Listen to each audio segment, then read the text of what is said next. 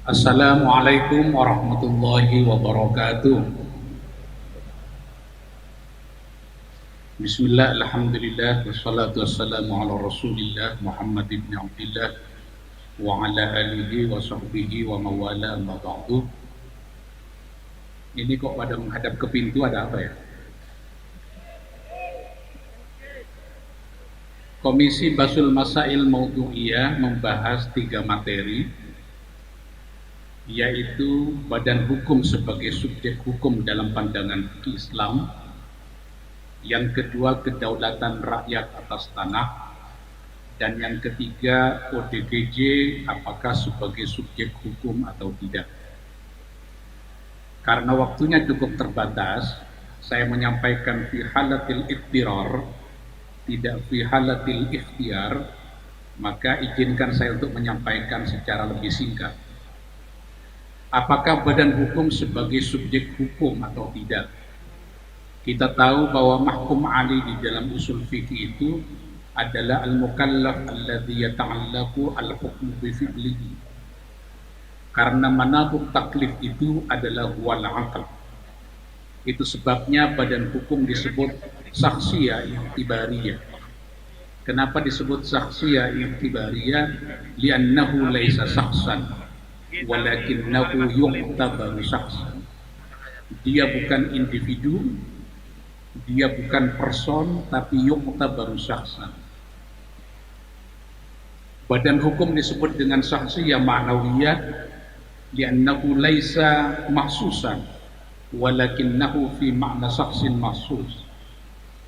Badan hukum disebut saksiyah takdiriyah li'annahu laisa saksan walakinnahu yuqaddaru biqaunihi saksan. Makanya badan hukum tidak bisa sepenuhnya sama dengan manusia sebagai subjek hukum.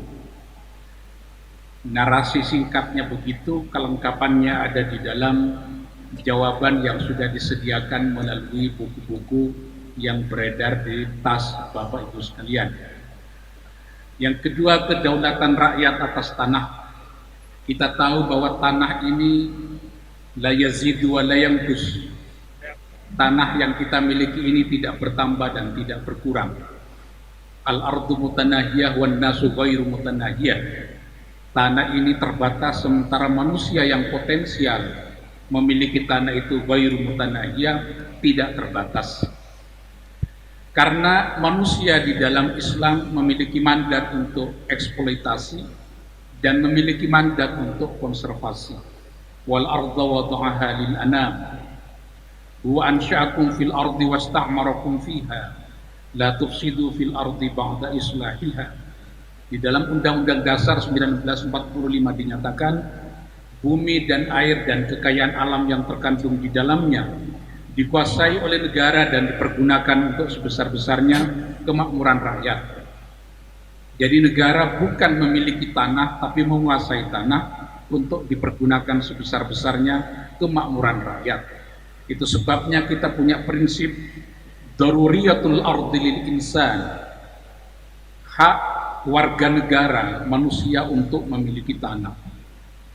Problemnya adalah mas'uliyatud daulah an saddi hajatil insan lil ardh.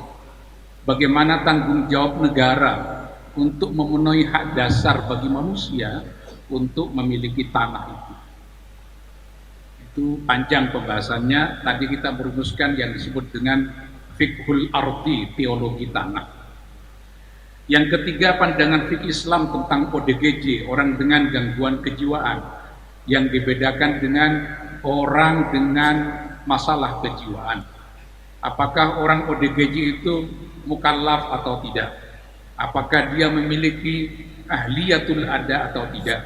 Karena ODGJ itu cukup beragam, maka penentuannya sangat tergantung pada berat dan ringannya gangguan kejiwaan yang dialami oleh seseorang. Bisa saja ada ODGJ yang faqidu ahliyatil ada, sama sekali tidak memiliki ahliyatul ada.